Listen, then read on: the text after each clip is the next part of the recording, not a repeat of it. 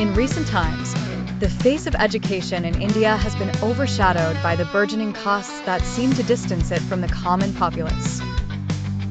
At an alarming rate of 10 to 15% annually, school fees are inflating, leaving many to ponder if education has ceased to be a noble service and transformed into a lucrative transaction. Even as parents shell out exorbitant sums of money, millions of graduates find themselves trapped in low-paying jobs or worse, without employment. A grim contrast to the pre-independence era, when Bhimrao Ambedkar was denied proper schooling due to caste prejudices. Today, children face exclusion not based on caste but economic barriers. The doors of quality education institutions that once rested on the premises of caste now remain shut behind walls of staggering fees.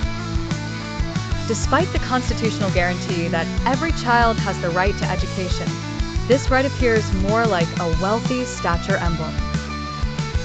Consider the predicament of a lower-income family that cannot afford an elite private school, often sending their child to grapple not just with books, but an unyielding system.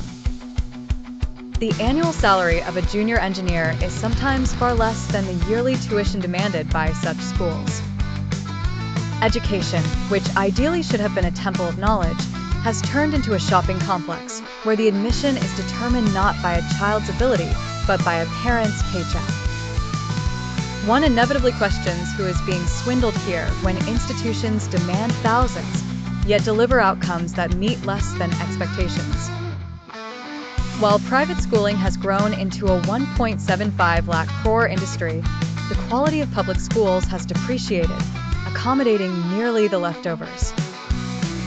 With 50% of children now in private schools, education's burden turns into a lucrative business. The extensive privatization of schools calls for immediate reforms such as regulating fees and mandating audits. Simultaneously, public schools need structural, resource, and quality teaching improvements. Financial transparency and public participation become imperative. Conclusively, education is a fundamental right, not commerce. The current framework demands a conscientious overhaul, placing education back at the forefront, accessible to all children irrespective of financial standing.